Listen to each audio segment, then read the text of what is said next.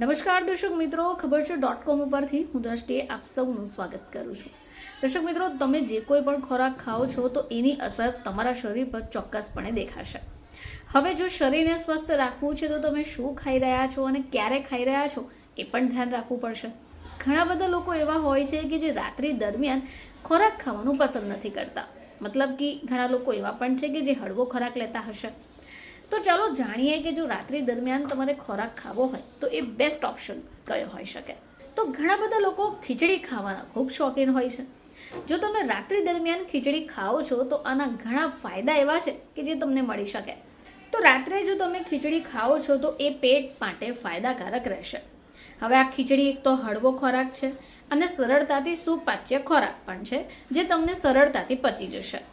હવે આ ખીચડી ખાવાથી પેટમાં ભારેપણું, ગેસ અને અપોજો જેવી જો સમસ્યા થતી હોય તો એ પણ નહીં થાય.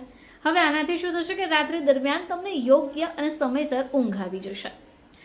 જો તમે દરરોજ રાત્રે ખીચડી ખાઓ છો તો આના લાભો પણ થાય, જેમ કે તો વજન ઘટવું. તો ખીચડીમાં કેલેરી ઓછી છે અને ફાઇબર ભરપૂર છે. હવે આ કારણ છે કે એને ખાધા પછી લાંબા સમય સુધી ભૂખ નથી લાગતી, પેટ પણ ભરેલું રહે છે. હવે આ આદત તમારું વજન પણ ઘટાડી શકે. હવે એ સિવાય બ્લડ શુગર. તો ખીચડીમાં ભરપૂર માત્રામાં કાર્બોહાઈડ્રેટ્સ છે જે તમારા બ્લડ શુગરને નિયંત્રિત કરશે અને તમે દરરોજ ખીચડી આરામથી ખાઈ શકશો. હવે એ સિવાય રોગપ્રતિકારક શક્તિ.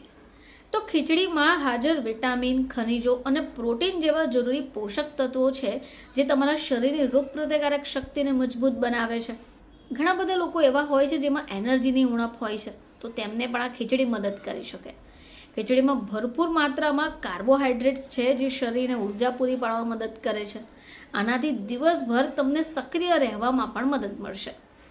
હવે જેમને પોતાને ત્વચાને લગતી ખૂબ સમસ્યા હોય અથવા ત્વચા લઈને ચિંતિત હોય તેમના માટે પણ ખીચડી ખૂબ અનિવાર્ય છે, કારણ કે તેમાં વિટામિન અને એન્ટીઓક્સિડન્ટ ભરપૂર છે જે ફક્ત ફાયદાકારક નથી, સ્વાસ્થ્ય માટે ફાયદાકારક નથી, પરંતુ ત્વચાના સ્વાસ્થ્યને પણ સુધારી શકે છે. જ્યારે પણ તમે ખીચડી બનાવો છો તો એ કઈ રીતે બનાવો છો એ પણ સમજીએ.